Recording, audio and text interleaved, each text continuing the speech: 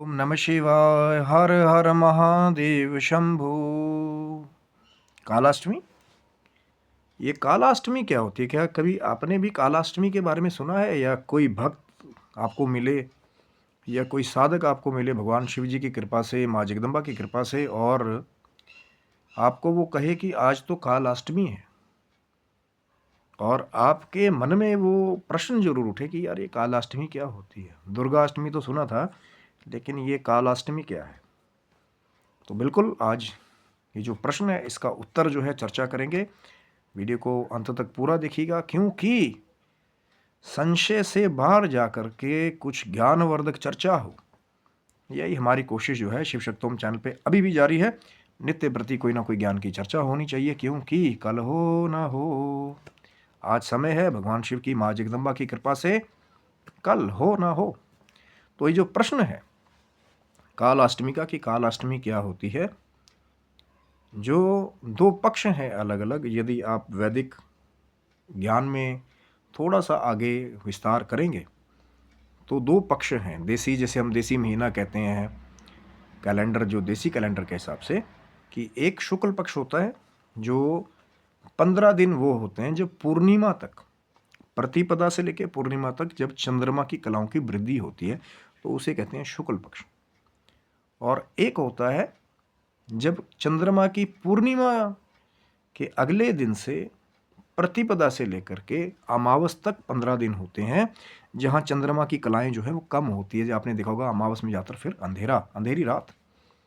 तो जो कृष्ण पक्ष की अष्टमी तिथि जो होती है उसे कहा गया है कालाष्टमी। और इस व्रत का, जो कालाष्टमी का व्रत है, इस दिन भगवान काल भैरव की पूजा, अब ये महीने में एक आएगी आएगी, लेकिन वो सालाना बड़ी कालाष्टमी, जिसपे काल भैरव जी का विशेष पूजन, जिस दिन उनका प्रकटे एक्चुअल तिथि में हुआ।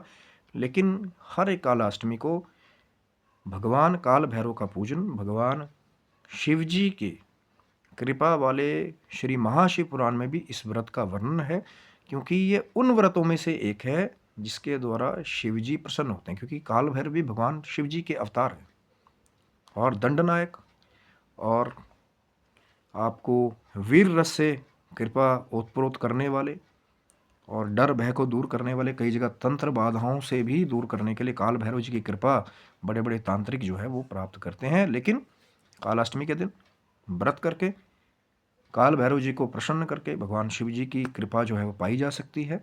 और व्रत जो है सात्विक प्रारूप भी है। बहुत जगह पहले भी चर्चा की थी, लोग फिर घूम फिर के वहीं आते कि क्या मदिरा का प्रयोग करना पड़ेगा। बिल्कुल, मैं उसके बारे में बात नहीं करूँगा, मैं सात्विक चीज़ के बारे में बात करूँगा। कोई कैसे अपने धर्म का विस्तार करता है, किनकी कैसी कुल मर्यादाएं हैं, मैं उस पर बिल्कुल टिप्पणी नहीं करूँगा। हम लोग तो बात करेंगे कि क्या सात्विक मार्ग है।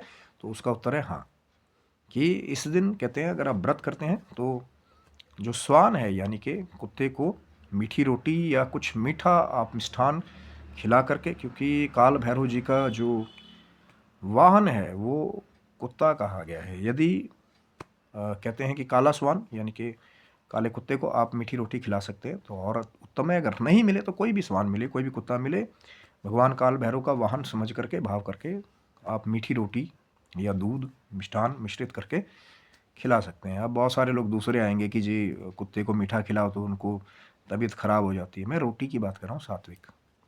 और इस दिन फिर काल भैरव जी को, जब बहुत जगह ये कहते हैं कि वैसे मध्य रात्रि में, जो कालाष्टमी की मध्य रात्रि होती है, इसमें काल भैरव जी का पूजन, क्योंकि निषाद काल में हमेशा बात करता हूँ उसमें की गई भगवान शंकर की आराधना, और भगवान काल भैरव भी, क्योंकि ये भी रात्रि को जो है नेगेटिव फोर्सेस से अपने भक्तों की रक्षा करते हैं। तो मध्य रात्रि में काला उड़द, तिल, और कई जगह जो है सूखी खिचड़ी, जैसे दही और चावल की बना करके, उसका भी भोग बहुत जगह लगता है।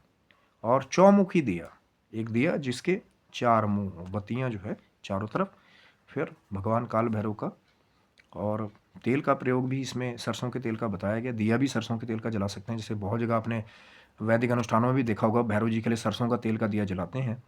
तो चौमुखी दिया जला करके भगवान काल भैरव का तेल, काला उड़द, काला तिल इसके द्वारा पूजन करके, और मिष्ठान में गुड़ का भोग भी लगा सकते हैं, या जैसे वो सूखी खिचड़ी की मैं बात कर रहा हूँ।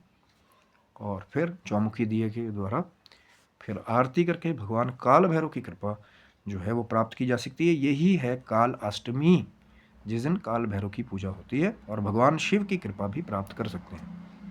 लेकिन अब बहुत सारे जितने मार्ग हैं, अलग अलग लोग अलग अलग मार्ग का अनुसरण करते हैं, लेकिन मैं हमेशा कहता हूँ कि सात्विक पूजा का भी प्रारूप है। सात्विक पूजा करेंगे तो सात्विक फल प्राप्त होगा।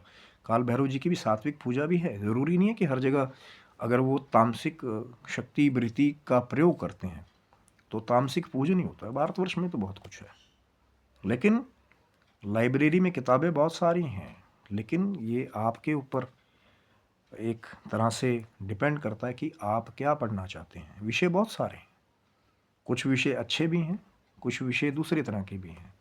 कहीं सात्विक प्रारूप भी है तो कहीं तामसिक प्रारूप भी है। कहीं तांत्रिक पूजा सात्विक रूप में भी है तो कहीं वामाचार की टेक्निक्स भी हैं। लेकिन आप क्या पढ़ना चाहते हैं, क्योंकि जैसी मार्ग आप पकड़ेंगे वैसा ही फल, वैसी ही मंजिल आपको आगे चल करके जो है मिलेगी। जैसा बोएंगे वैसा काटेंगे। तो सात्विक पूजन कालाष्टमी का महान पर्व और साल का आखिरी भी है जो आप पूजन करेंगे तो फिर काल भैरव जी की कृपा और भगवान शिव की, माँ जगदम्बा की कृपा भी आप सात्विक रूप से प्राप्त कर सकते हैं। क्योंकि कुछ करेंगे तभी तो कुछ प्राप्त होगा। जो जागत है वो पावत है, और जो सोवत है वो खोवत है। तो आशा करता हूँ कालाष्टमी का ये ज्ञान का वीडियो आपको अच्छा लगा होगा। ज़रूर लाइक शेयर सब्सक्राइब करें और चैनल पे बनी रहिए। आगे भी भगवान शिव की कृपा से, माँ जगदम्बा की कृपा से बहुत कुछ आने वाला है। तब तक के लिए सभी बंधुओं को हर हर महादेव शंभु। जय माता दी मित्रों आप सबको।